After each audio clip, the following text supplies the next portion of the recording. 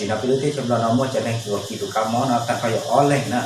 đây của giờ lo khi cho ó tụ thế này nó này tập bao theo cái kỳ cá món có thể là gì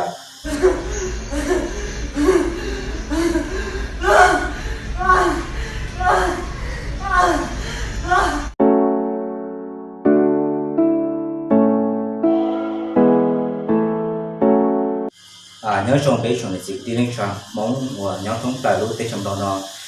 cũng là cho tới có sự cháy hén nhớ trong cái tết trong đó là chỉ nó xử lý tại chỉ nó tụ cam nó shiki nó tao là shiki đó lúc cho tới tết trong đó tại chỉ nó cái tết trong đó nó mua cho nên kiểu kỳ tụ cam nó ta phải ó lên nè xử lý của là khi cho ó tụ thế này nó này tập bao theo cái kỳ cam có thể là gì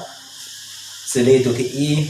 giờ tụ chỉ năng thu nhu năng có gì xongเป็นdo sản sản lào sơ sản làoอาชีพdoเป็นพนักงานเนี่ยต่อหอรู้โรงแรมดาวพัสซาปัจจุบันนั้นรู้จอยเนี่ยต่อหอ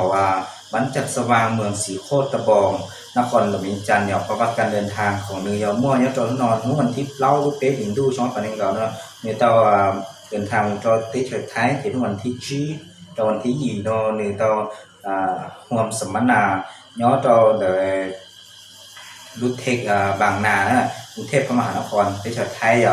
สิรินุมันที่จั่วลูกเป๊ะที่นอนเนี่ยต่อต่อก้าแต่ที่เฉลิมไทยต่อลูกเป๊ะเฉลิมรอสิริแต่ชินnhớ trong nhữngวันที่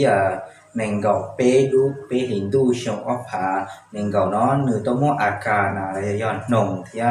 chẳng họ xía rồi nửa tao mua cua nhớ trong tại chỉ không mò xử lý rồi nhớ trong tại không nhét quát thảo chua mồng giờ chỉ lại tao mua này mò tao khai được cho DNA là cho tôi ra ngứa ngay nhớ trong tại mình lúc còn chưa thì nhớ trong tại mình lúc chắc bài cho tao sai cho một cua nhớ cho họ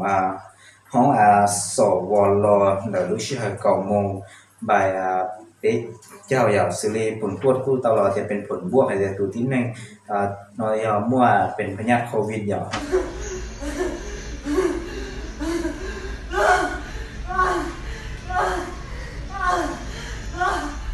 สิริก่อนแล้วนี่ที่อ้อกูยอตู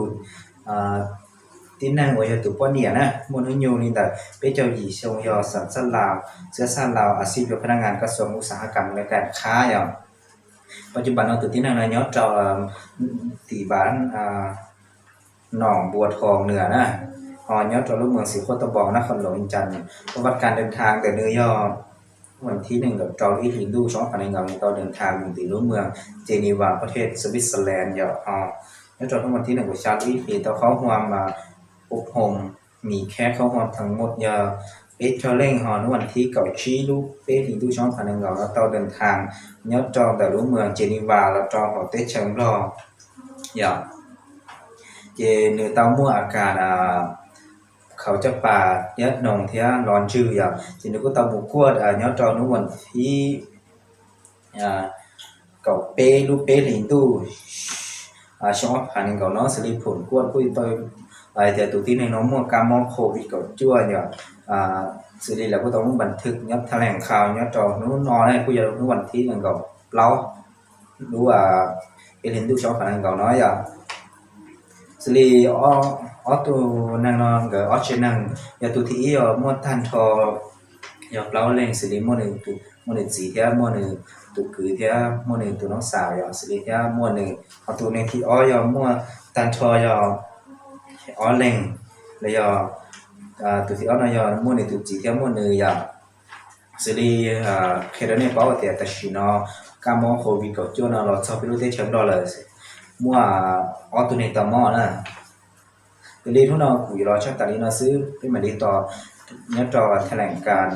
ของรัฐมนตรีเนื้อจอตะกี้ฉันรอจะดีจะเราเป็นมาดีจะเราถ่ายตอนนี้น้องดูย้อนเล่นแต่ทุกน้องย้อนโชว์